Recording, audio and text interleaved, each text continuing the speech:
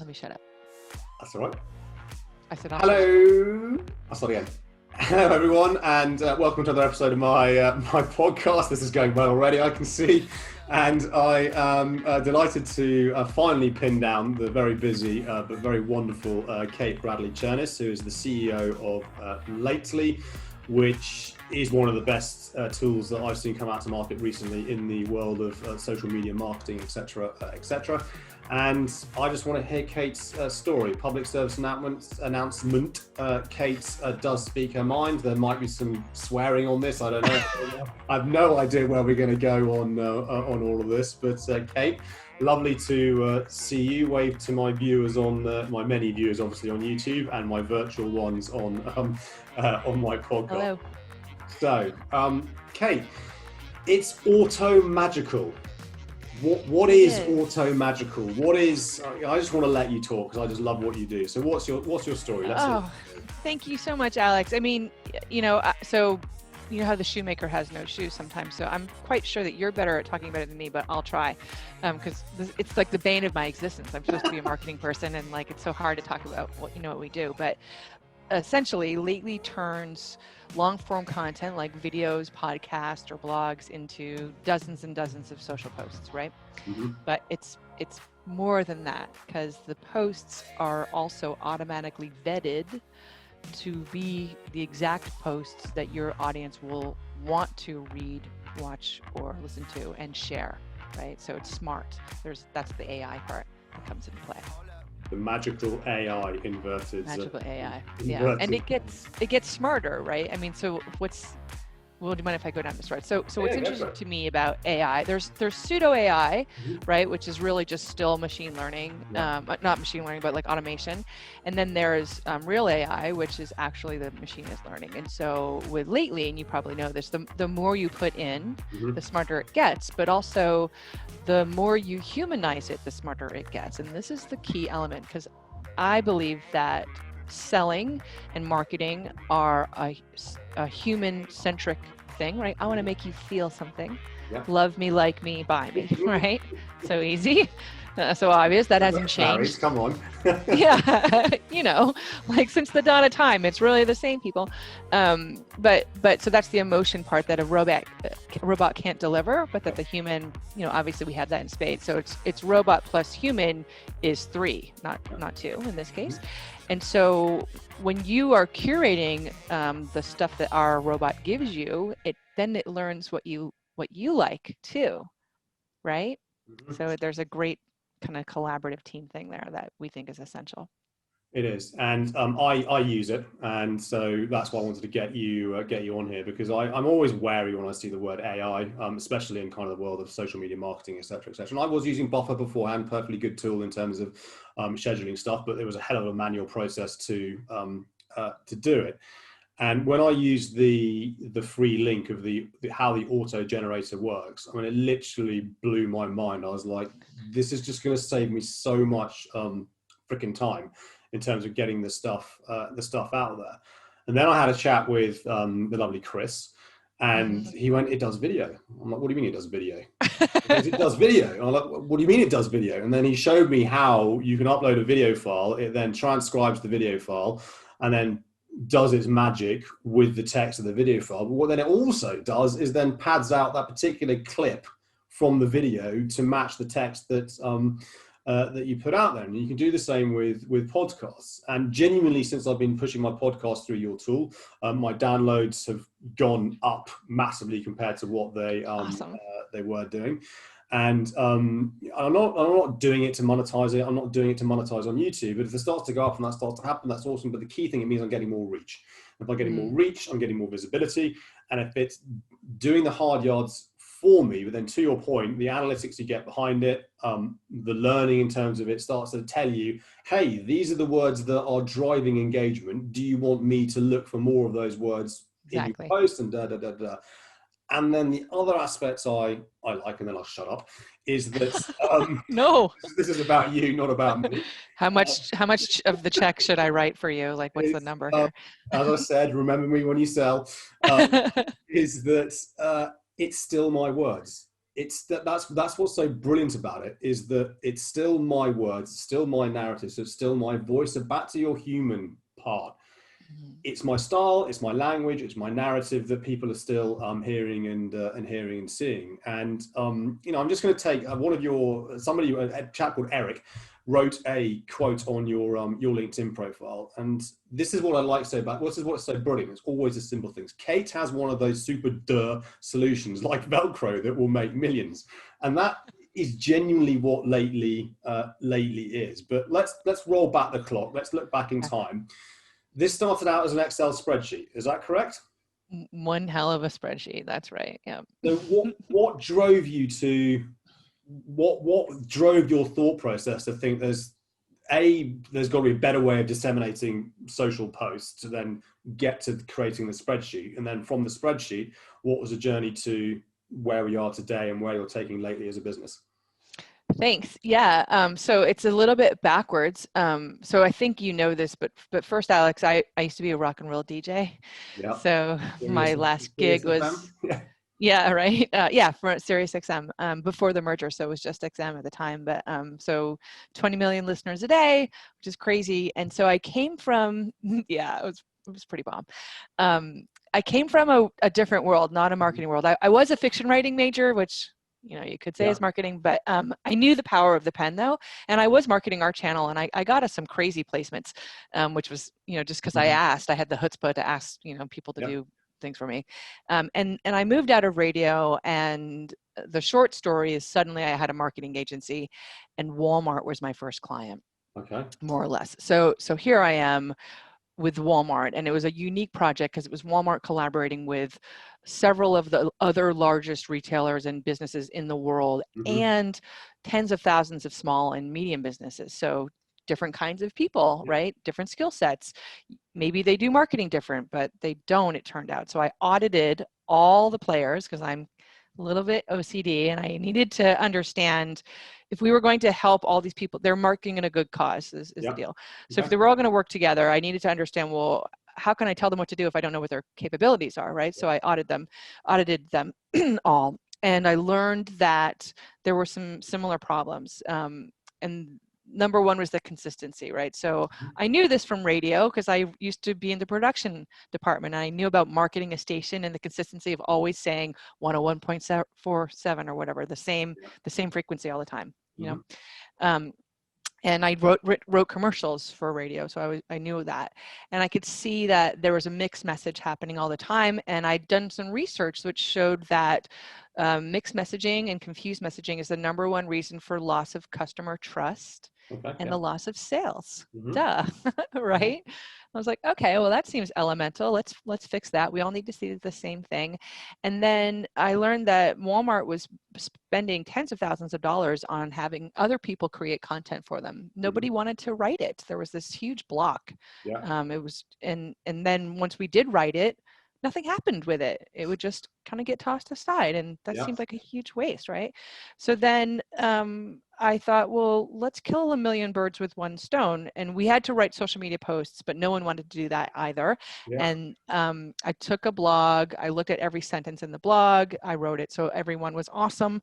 I put a short link on the end of the blog, and I had 40 social posts really quickly, right? And so I did that with all the long form content, and Walmart approved it quickly because they already had. And then I designed this spreadsheet to help, you know, disseminate it out to everybody and show them how to localize it with their human voice. You know, so it had like the core of the messaging that was unified, and then you could, you know, tweak it a little bit. So that system got us 130% ROI year over year for 3 years. That's pretty awesome. That's amazing. And that's just such a cool story. Like, well, you know, this is like big brand as well. This is not like, you know, some Timple outfit that nobody's heard of, and it's for a good cause. So that's even better. So from there, you're running this empire, dare I say, social media empire, from a spreadsheet. What was the kind of the trigger to go, there's got to be a better way? I mean, I hate Excel. My brain doesn't work that way. So anything to do with Excel, like, there always has to be a better way to do this. But what was the tipping point, or whatever the event that happened to go, you know what, I'm going to go out and create lately? Yeah. So again, it was sort of weird. Like because I came from the radio background, what I had done for XM was, XM at the time, this was really unique to have like all these stations broadcasting across the globe and Yeah. the nation. But all of those DJs had to collaborate in a library in the cloud. This was also very new. And so I understood the value of naming conventions Yeah. and all the little details that have to go into having quality metadata for people to operate, right? So the spreadsheets were designed to replicate that system. They were at the core like an organizing house for all this stuff that we were doing. Yeah. And so organizing is what I do really well. My closets are beautiful. I must My say. wife is. My car is a shit show, but like, yeah, exactly. And so the organizing was kind of big, and so that's what I thought was my gift, right? So my friend Steve Blood, who's now my co-founder, had worked with a lot of companies. He was working for Lorne Michaels at Saturday Night Live, and they would hire him to assess IT different for every kind of any kind of business, whatever it was, sales or marketing, didn't matter, and then to bring it in and teach people. And so he looked at a lot of marketing solutions, and he started harassing me. He was like, I need to see your spreadsheets. And I'm like, who are you? And so he was constantly wanting to look at them because I used them for all my clients at the time. Yeah.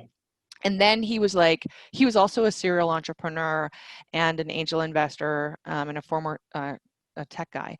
Yeah. And I didn't know that world at all. And so he kept saying to me, we just need $25,000. We can automate your spreadsheets, and we'll make wireframes. And first of all, I was like, don't touch my spreadsheets. They're awesome. My spreadsheets, get away. What's wrong with you? And then $25,000, like I worked in radio. I was a line cook before that. Like I didn't have any money. Yeah. I just worked my whole life. We were buying our first house. That's what I was doing with my $25,000. And I was like, you're crazy. Like, what is that? And then I didn't know what wireframes were because I didn't speak the tech language at all. And it was a Sunday night that he came to my house. He brought Jason, who's now another co-founder of mine. And Steve took the money out of his own pocket, and they built wireframes, and they brought me those. And those are like blueprints for a website, basically. Yeah. So you can functionally get an idea of click this here and this happens, And they showed it to me, and I was so mad too because I was on vacation. It was Christmas vacation. And I was like, you're bothering me on a Sunday night at 8:00? Like, God damn it. I was into the wine, man, already. And after that, he says I was much nicer to him because I got it, so it wasn't me. It was Steve who saw that. But Alex, and sorry for talking so much, but what happened was so Lately's been around since 2014, but we've only been in market for about 3 years now. Okay. And we morphed, thanks to you, like thanks to customers. We watched and listened to what was interesting and attractive for you guys, and it wasn't organizing. It was the writing and the unlocking, which we haven't even been able to talk about the unlocking until we released that video clip feature, right? So that only came out in March. And since then, instead of doing a bad job of telling people what we do, like I did, I just show them Gary V's Twitter channel with all of our content on it. And they're like, oh, right? So it's interesting, how you don't know. No, you don't know what you don't know. And I think what I love about your tool is it's just so simple. It's just so stupidly simple, because if you're already in social media and doing this, you already feel the pain of, I created a long form blog post, or someone in the leadership team has created and certainly in my world, professional services, I see this day in, day out. A blog is written by, it's probably ghostwritten for a senior person in the firm. It gets shared once, and that's it. Box done, tick box done. We've done the post, it's gone out onto LinkedIn, may have gone out on Twitter if they've got a Twitter account. It's got naff all engagement, but we've done it. What they can now do is just go, well, this thing can create 10, 20, 30, 40 little snippets of social media posts, drawing back to that same blog, wherever that is hosted. Then you just let the system, if you want to, or you can choose the calendar, you can choose the schedule yourself, or let the system itself to decide. And this is the other cool thing. It can ingest, I'm not doing your sales pitch for you, can ingest all your previous posts and work out when the best time is based on your engagement, and then you can drip feed this out. I've got stuff going out until like in December 31, the next 2 months, and you just forget about it. And the people go, what if they see the same thing all the time? Well, the thing is not actually the same thing, because each thing is unique, because it's That's right. your what have you. And then the analytics you get behind that in terms of reach and engagement, and then it starts to pull out the keywords, and then you can pre-populate hashtags. Yeah, it's just it's amazing. It's a great piece of kit. Why lately? What's so, well, number one, your messaging, your marketing, your sales is only as good as what you've done lately, right? Example, yesterday was the end of the month, and today I was right on Lauren's ass being like, okay, what's happening for the next, next 30 days? But also it comes from Van Morrison's song. So, have I told you I loved you lately? Because rock and roll DJ. So yeah, I was going to say, so Van, I'll have to dig that one out and put the link to the end. And too, Alex, that my team calls me Kately. Do you know Kately that? from lately? Yeah, I know that, and on your Twitter handle as well. So, what are the where are the markets you're seeing the biggest success at the moment at a corporate level with your technology? Yeah, so definitely we have a lot of folks in the mortgage industry, which is interesting to us. Wouldn't have said that. That's caught me. I know, and it's it's so interesting. Like, so we look at customers different than a lot of companies, even though investors tell us not to, but it continually works. So instead of dividing up by industry or size, we look at the characteristics of the human itself, and then kind of what your patterns are of doing things. So for example, you need to be writing or producing some kind of long form content on a regular basis. So you have that pain of wanting to unlock it, right? You're spending time, and it might be wasted if you're not really promoting it. And then you also have for most people, they have some small pain of collaboration, even if it's with one other person, for most people, because otherwise you might be able to be in a spreadsheet and do it manually and like have less of a headache, who knows? But that's generally a typical characteristic. And then another one is the number of channels you have. So it has to be at least 2 or more channels that you're generally publishing on, and frequency of how much you're publishing, generally daily. And if you have 100 or less followers, you're probably not going to be a great candidate for us. That's at a smaller level. Now, when we sell into larger businesses, I mean, they have pretty much the same characteristics. Obviously, their publishing amount is more, but with them, we find that they want to use us for multiple use cases, right? So we give you the ability to syndicate the AI content across tens of thousands of channels, again, like the Walmart project, right? So all I was thinking was, how can we maximize what's in front of us? That's my favorite. I say it all the time to my team. It's right here in front of us, whatever it is, because it is. We've already spent so much time on what we're doing. All we have to do is repurpose it or reimagine it. And so those are the things we look for. But with the mortgage industry, what's really interesting is the individuals are go-getters. We call them social animals, right? They're like you. They're all over it. They already commit time to marketing and sales.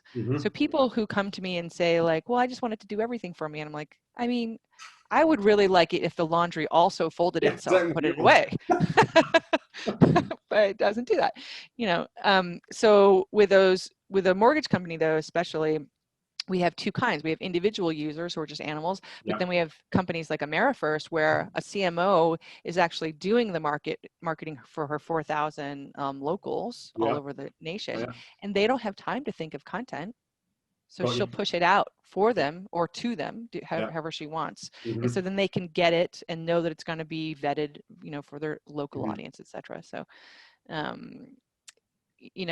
think like what we're looking at constantly is patterns, and we're often bemused and bewildered by the patterns we find, because they're not typical.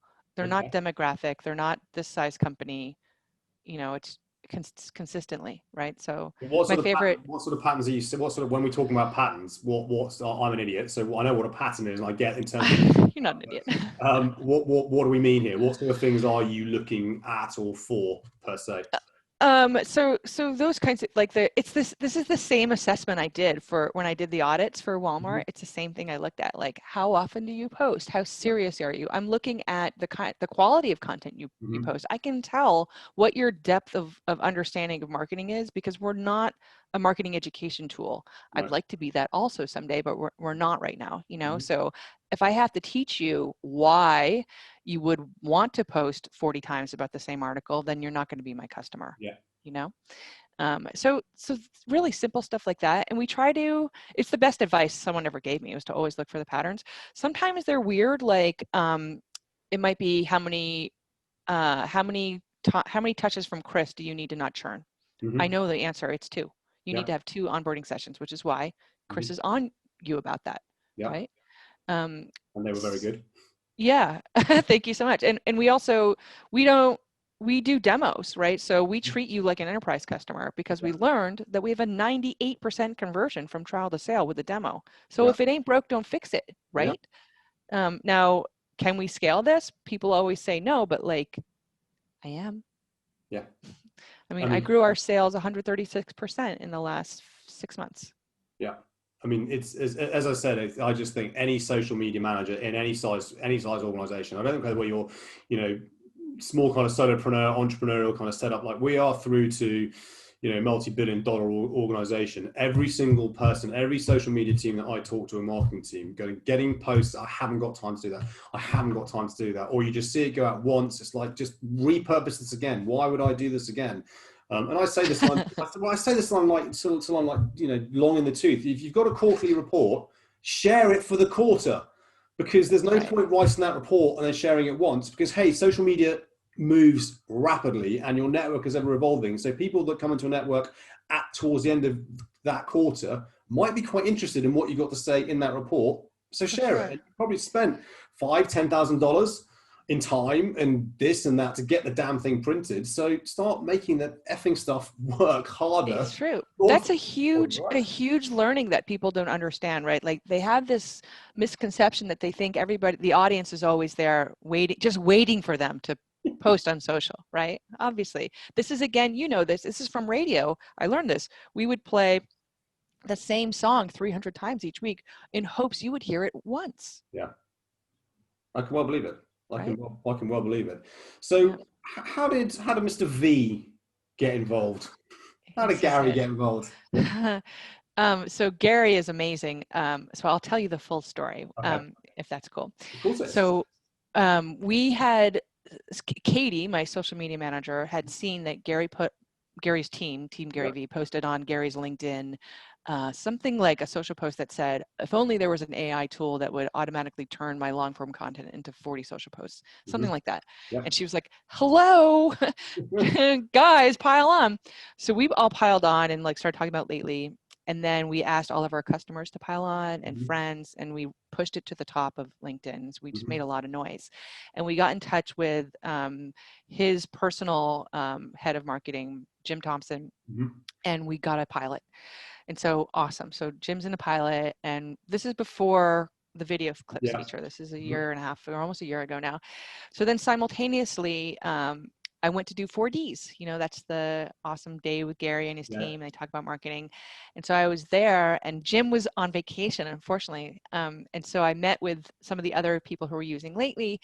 And when you're there for 8 hours, you get to talk to Gary for, I think, about an hour and a half. He comes in, or an hour.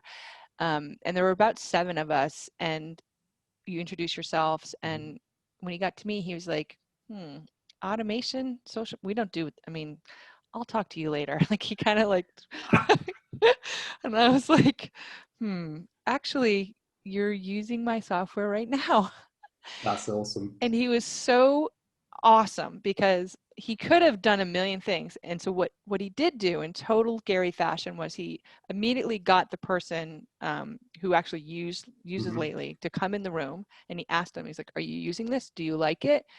And Ragan was like, yeah, we love it. And then we had some more dialogue.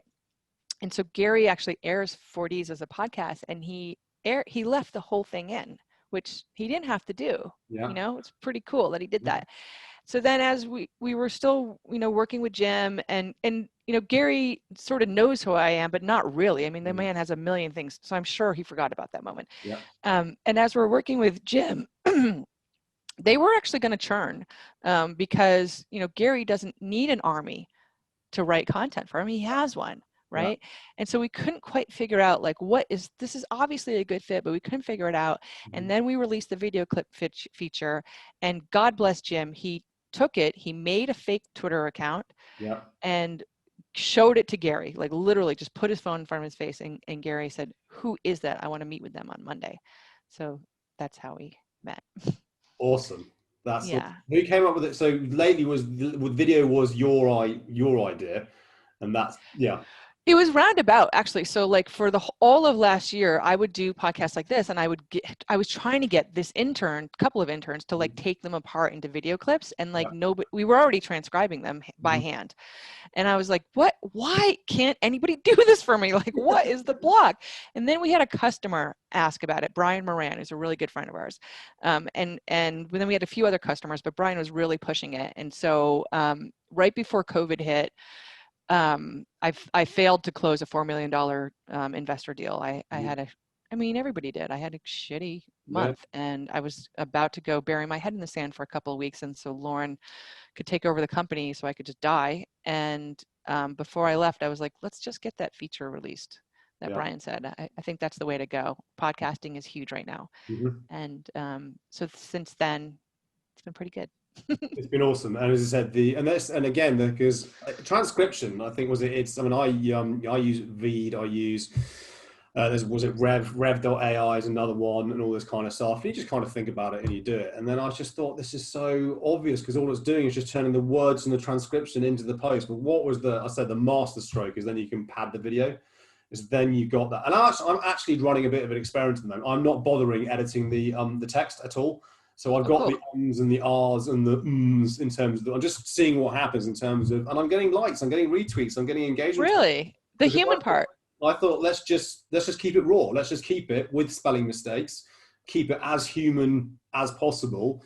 Cool. And it seems to be landing. Well, let me know. It's so interesting that you're doing that. Rather than going in and actually trying to, figure out. And I'm now pushing the system to go make sure you're looking for the keywords that are working. But I thought, sod it. Let's just give it a go and see what happens. And it seems to be working. That's crazy. It might be your British accent that it's just like taking a liking. You can't. That's when you're hearing it. When you actually see the tweet, you'll see in my tweets like this and that. Right. What have you? You don't. So, did you know, by the way, we just released video captioning, so you can add captions now to that. Last week. No, I didn't. That's awesome. Yeah, just like this week. So it's great because people want that. They want to see the video. So it's sort of weird because you've got the quote in the post and then the quote in the caption, but it's a double wham bam. It is, and I think captioning is really important because a lot of people are saying to me, "Yeah, but I'm now at home on my desktop." I'm like, "Yeah, but not everybody on the planet can hear." Yes, so, that's right. Just because you are listening accessibility on the, if not everybody on the planet is able to hear. That's why they need captions, people. Yes. And also, even though those of us can hear, sometimes we can't discern what people are saying anyways. We still need that assistance, which is really great. But anyways, to your point, like we're just listening to like what you just told me. I want to test that now. I'm going to ask my team to test that. I'm going to watch your analytics. I'm going to watch your stuff. We're always keeping an eye. You probably know this, Alex. So one of the things we do is we follow and interact socially with all of our customers and targets so that you're a warm lead by the time we get to you.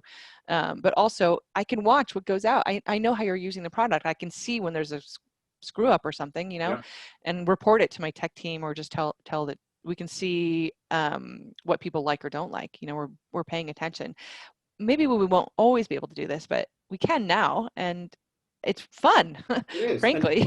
And then you get to become part of your awesome Slack group, which is another great fun thing to be fun. To be part of. And you tell us off for putting the wrong questions in the wrong channel because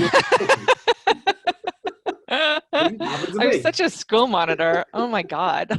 Like, what's wrong with me? But so I was just thinking about like the mindset that we're talking about a little bit here. And I think that's something important, that this understanding of why would I use 40 social posts, or more importantly, like the acceptance of AI in your lives, or after the fact marketing, which is really a lot where we're about as well. Like, so this idea that stuff is happening live in the moment, and marketing has to happen before that, you know, or report live.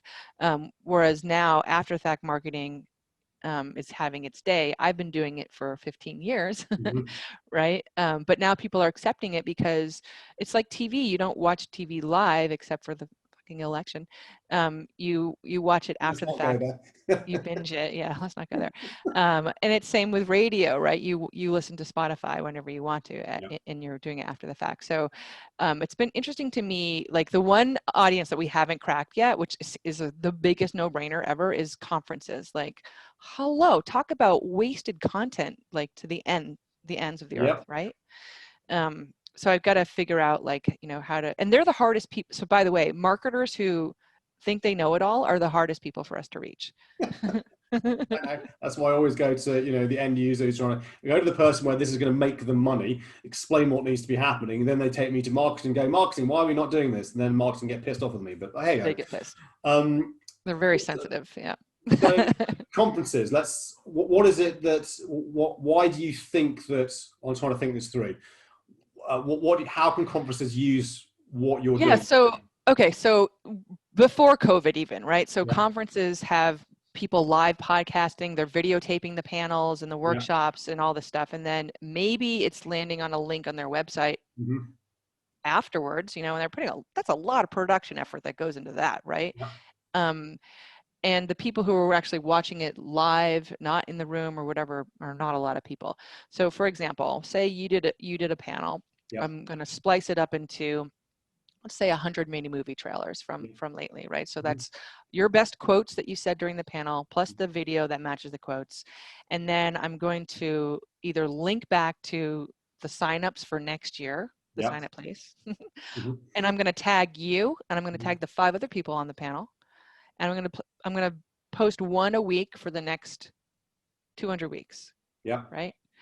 And I'm going to get exponential eyeballs on this content than I would if it was just obviously sitting on the link. Get it. I see. Right? So you could actually use it as top of funnel for the next, 200 weeks would take us beyond into the following year and the year beyond. Or whatever. It doesn't matter. I mean, totally get it. You could do 52 weeks, right, leading to the day of the next conference, and then you can tie that back to, hey, you said this lot. Yeah, okay, see it, genius. There you go. And it's also this idea, right? So this banks on one key thing which people are now doing, which is they're producing legacy content from the get-go, right? So it's still going to be valuable even in 2 years if you're still running that quote. Absolutely, and I think in the current climate, when everything is now in this virtual world, so everything is being recorded, right? Everything is basically being has been recorded in this manner. We've seen podcasting exploding in terms of what's happening around there, and what Spotify are doing, and this and that. And you know, conference is always an interesting one for me because I used to have a Microsoft the team I'm trying to get you into within engineering, and following hashtags on a social listening tool. And you'd watch before the conference, nothing. Day of conference, if lots of content being talked about, and the day after the conference, flat. It's like, what are you doing? Why are you not repurposing the conversation through that? This is long before I've come across lately. So, right, conferences. Anybody listening to conferences, talk to Kate. You'd be stupid not to, because if you get hold of it now, you'll then, you know, you'll get ahead of the competition, add more value to your customers and sponsors, and blah blah blah blah. Future, what are the plans? Where are you going with this? What's the big idea? What's the big exit, if there is one? I don't know. Yeah, so there's a couple combined in one. Like, so number one, as you know, lately is more than this one trick, right? It's a really robust tool from the calendar and all the components that we bring. You know, we automatically pull in everything you've ever written all the time, and it's 100% indexable and yada yada. So we were building a company here, and we're thinking a lot about AI and content creation because there are thousands and thousands of marketing tools. We know this. They really fall into 2 buckets, Alex. So the first bucket is content management. And then the second one is analytics management. So, you know, Hootsuite, Sprout Social, content management, analytics, maybe something like Domo. Some do both of those things, but in the social media landscape, there's no one who's focusing on content creation, right? So there's other AI tools that do content creation, but they're not in social media land. So Lately does a couple things. It stands alone there. but it also, the way marketing is now, these social media tools now they're predicated on the fact that the content you have is good. Yeah. And lately knows it's not. Yeah. Right? So, because you can't polish a turd, right? Yeah. So if what you're we want you to start off on the best foot. That's where we're searching at. And our aim is to, it's Hootsuite, Buffer, Sprout Social lately. Like our aim is to be in there, and to use the AI brain to help you create any possible sales and messaging you can imagine. So right now we extract short form content in the form of social media, but it can also be blogs, videos, newsletters, scripts, like anything else. And then you probably also know we do this in multiple languages. So it's been really easy for us to work with international clients, and they feel ignored by other social media tools. And this happened by accident. Again, we learned from you people. Somebody literally put a Spanish blog into Lately, and I saw it on her LinkedIn channel, and I was like, what the hell is that? Oh my God. So we learned to like optimize it for it. But so here's the most exciting thing. Well, I think it is. So we worked with Anheuser-Busch InBev a couple years ago, or last summer maybe, and we ingested 10,000 pieces of their content from one brand voice. So anything we could get our hands on that was like text-based, put it into the AI brain, pushed a button, and Lately would create content, social media content in the brand voice from scratch. So we fed it a blog, and it rewrote, it didn't quote, it rewrote something in the brand voice, which was pretty incredible. And was it GPT? This is before. So before okay. but now, so now we've integrated with G3 because we're doing the same thing with all of our content, because that extra optimization thing, like those classes we hold on Tuesday, everybody wants to do more of that. Well, it's so interesting because this is another blocker we're discovering. People don't think that they're interesting. They can't express their own persona or personal voice. They don't know what it is, right? And so we've made it so you could push a button and sound like Kately, or you can push a button and sound like Gary Vee, or you could push a button and sound like what would appeal to gardeners of America or whatever. I get it. So that's kind of the Netflix model, right? So you watch Netflix, Alex? Yeah. Thank God for Netflix. All right. So they were very cunning, right? They learned what you wanted to watch, and then they started feeding you more shows, more content based on that data. And then they thought, well, now we know what you all want to watch. So we're going to create original content like Space Force or The Crown. That's the most watched content on the platform. We go to Netflix for that now, right? And that's what Lately's doing too. Awesome. That's like, my brain is just going, I can't wait to follow you. I'm genuinely happy for you and the team. I'm generally, delighted to be a tiny fraction part and supporting you in achieving your dreams, because I think that they are, thoroughly well deserved in terms of the direction of travel that you are going. The future is here. The future is now. As Justin Michael, another user, the future will not be televised. So where can people find you lately? I mean, I guess all over social, right? All over social. Actually, before we wrap with that, I just wanted to say thank you. It's 98% harder for female founders to raise venture capital than men, right? That's just one stat that I've learned really well. And that's the game I'm in, right?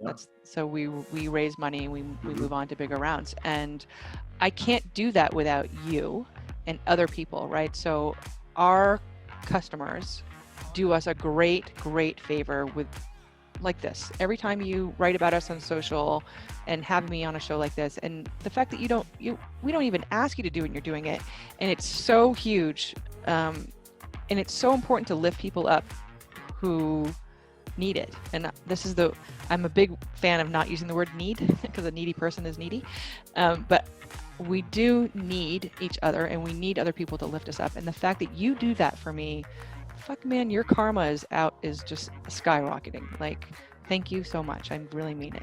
No, it's my absolute pleasure. And if anybody's listening to this, if you want to invest in the future of what we've been talking about, you're free. If I had the cash, if I win 110 million pounds on the Euro Millions on Friday, I will come to you with my checkbook. I will come to you with my checkbook and go, have some money, because this will make me even more money when you get bought out by one of the big brands that we are just talking to. I will post the links to your profile, to the lately auto-generated tool, so people can check. As I said, I put out videos left, right, and center on how freaking awesome this tool is, and trying to just listen, people, just do it. And before we end, what's your favorite rock song? Don't Stand So Close to Me by The Police. Don't Stand So Close to Me. Do you want to know why? Hippie. Yeah, I love, well, first of all, I'm a huge Andy Summers fan. I love short guitar players. I married one.